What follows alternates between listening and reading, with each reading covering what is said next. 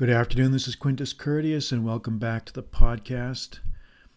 The subject of this podcast is going to be, do adversarial relationships become personal? Do professional adversarial relationships become personal? And you'll see what I mean when I read this email that I got recently from a very good guy, someone I know. And he said, George, a question occurred to me earlier today that you can surely answer and which might also interest many of your other readers. How emotionally engaged do you get against an opposing lawyer when you're at trial? I assume you cross swords with the same half-dozen lawyers over the years, so it's hard to think you see each other as mortal enemies. But surely you must feel indignation on a client's behalf from time to time, even if you don't let it show, and that must build up. It's not quite like facing the rival football team year after year, is it? I ask purely out of ignorance and interest. All right. So the gist of his question is it possible to separate the professional from the personal? Is it possible to do that? And the answer is yes. It's very simple. When you are in a type of profession that's inherently adversarial, which obviously being a lawyer is mostly, for most people, the type of law that I do, I practice in two areas, bankruptcy and criminal defense, with a little bit of some civil stuff, some specialized civil stuff on the side, which I won't bore you with, but basically bankruptcy and criminal defense. And in those areas, occasionally you can have adversary proceedings, trials, criminal trials. So it's and even when things do not go to trials, you're always going to have situations where you're trying to negotiate things or resolve issues or advocate for your client and trying to get a certain thing. And very often you've got someone on the other side who has a different goal. And, the best way to answer this question is a professional does not get personally involved. When you are a professional, when you are hired to do a job, you focus on the job. You focus on the work at hand. You focus on the job. And anything that detracts from that is a problem. And you're doing your client a disservice if you allow your own personal feelings to be injected into the advocacy. And I think this is a mistake that young lawyers make. When they first start out, their first few years, they tend to take things personally. They tend not to know how to calibrate their responses in emails and phone calls and letters so that they can come across appearing overly aggressive, overly strident, and in some ways accomplishing ends that are counter to their purposes. And this tends to go away with time.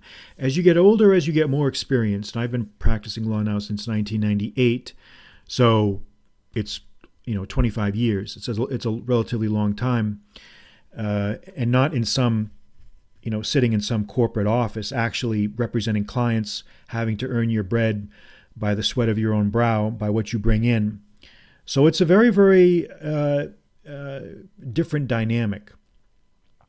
You have to know how to deal with people. You have to know how to talk to people. You have to know how to read between the lines. And you have to know how to evaluate the situation so that you can accomplish your purposes. And with experience comes knowledge. When you first start out, as I said, young lawyers tend to take things very personal. Not all the time. There are some that are very mature, but at least for me anyway, my first few years, looking back now, I did and said certain things that I would have done differently now. But as you get more experienced, you learn to sort of disengage yourself from the issues at hand. And you are always going to be in situations where you find yourself dealing with people that you don't like personally, that you find prickly or offensive or grating or irritating or needlessly antagonistic. But the mark of the true professional is he who can rise above these issues and focus on the job at hand and not let these things bother him. If you take the bait, you're done. And very often you'll be in situations where you are trying to advocate for your client, and opposing counsel will do deliberately petty things.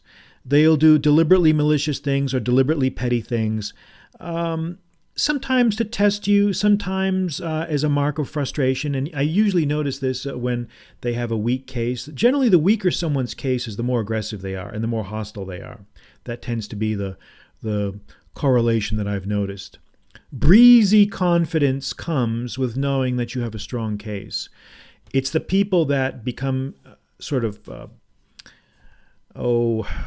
hyperactive mongooses that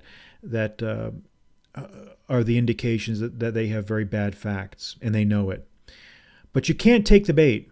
That's what's important. And this is really the critically important thing, is when someone is trying to provoke you, when someone is trying to antagonize you, do not take the bait. Do not allow yourself to get pulled into the mosh pit, because once you do that, you lose your power. You lose your sense of balance and dignity. And more importantly, it doesn't help you. It just doesn't. Because the last thing that judges want to see is squabbling counsel. Judges don't want to see you and the opposing counsel going back and forth and fighting and arguing with each other. He doesn't want to see that. He doesn't want to see that. He or she don't want to see that. And it never comes across the right way. If you descend into that mosh pit, it's never going to come out looking the way you think it looks. So you have to resist that temptation. So I guess the best answer really to this question is that you have to keep things professional, and a good professional always does keep things with a detached emotional perspective. But yes, are there some counsel that you like more than others? Of course. Are there some personalities that you find when you see them calling on the caller ID and you inwardly say to yourself, oh God, I got to deal with this guy again? Of course that's going to happen, but you can't take the bait. Therein lies the discipline. Therein lies the discipline. Therein lies the professionalism. Because if you take the bait, if you descend into the realm of the petty, if you descend into the realm of the small-minded dunce, then they've won. The other side really, in many ways, has scored a victory off you, because they've gotten to throw you off your game. They've been successful in throwing you off your game. You have to keep things professional. You have to be detached. And that goes also for dealing with your client as well. You have to know how to manage expectations. You can't make promises that you can't keep. You have to balance everything you say and understand that every single thing that you say is going to be parsed out and analyzed and hinged on. And any representations that you make that don't turn out to be true, that's going to be remembered. So you have to be very careful on how you communicate with people. And that goes for phone calls, that goes for emails, goes for text messages, whatever. When I first started out, we would get, obviously, you'd get calls from clients, from creditors, from opposing counsel. And there are some situations where, I let my emotions get the better of me. I lost control of myself, verbally, that is. I allowed things to slip out of my mouth that I regretted later. I mean, nothing, major, nothing catastrophic or anything, but some things that you wish that you had not said. And some things that you had not said that you wish you should have said. But this is part of the learning experience. This is what learning is all about. This is part of the learning curve. And I think any profession, anyone working in any area, whether it's a professor, a dentist, or electrician, a plumber, landscaper, whatever, there's a learning curve there. And you've got to allow yourself time to grow. You've got to allow yourself room to breathe. And you've got to learn how to be a professional. Being a professional is not something that comes automatically. It has to be learned. It's a skill set that takes years to acquire. But once you acquire it, the good news is that people will sense that. People are going to key off you. how you present yourself to the world, how you present yourself to opposing counsel, to your client, to the judge, is how you will be perceived. If you present yourself like a dunce, if you're always involved in bickering and controversy and petty, small-minded nastiness, then you're going to be targeted. You're going to be labeled as that, and word is going to get around. So I guess, again, to sum up, then, I guess the best answer to his question is that no, you don't. The good lawyers do not allow. They do not allow their personal feelings of maybe acrimony or dislike to interfere with the performance of their duties. And it should be very, very robotic. And you should, robotic in the sense that you should not have your emotions tied into things. I'm not saying you act in a robotic way. I'm just saying you have to be somewhat detached. And he who can do that has very much mastered himself and mastered his profession, if you can do that. So I think that's the lesson to be learned, because people are going to key off it. They're going to notice it. And you should never shut the door. You should never be in a situation where you have just burned your bridges with opposing counsel or someone that you're dealing with, so that you're afraid to resolve problems. Because the truth is that lawyering is the art of compromise. In many ways, it's the art of compromise. You have to, this idea like they present on television, where everything, you just fight it out to the death, and that's not how things are done. Yes, there are trials, there are bench trials and jury trials that happen. I just did one just a few months ago in November, a criminal jury trial, and I just did. I've got a civil one coming up here in February. So they do happen. You encounter them. If you're a good lawyer and you're out there advocating for your client, you're gonna be involved in courtroom scenarios. But everything has to be professional. You've got to be professional, and if you can't do that, then you need to go work at Kinney Shoes, because this is no place for amateurs.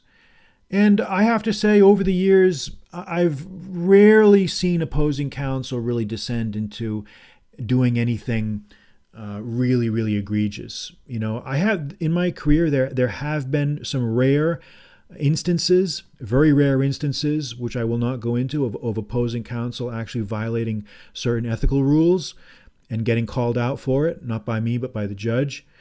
And there have been examples of opposing counsel that have behaved in what I would say less than courteous ways towards me. And I think in many ways disgracing themselves by doing that. But all in all, it's rare. The vast majority of attorneys that you're dealing with are going to be people just like you. They're just trying to earn a living. They're just trying to make ends meet. They're just trying to earn a living. They have no reason to descend into the mosh pit of squabbling. They don't want to do that.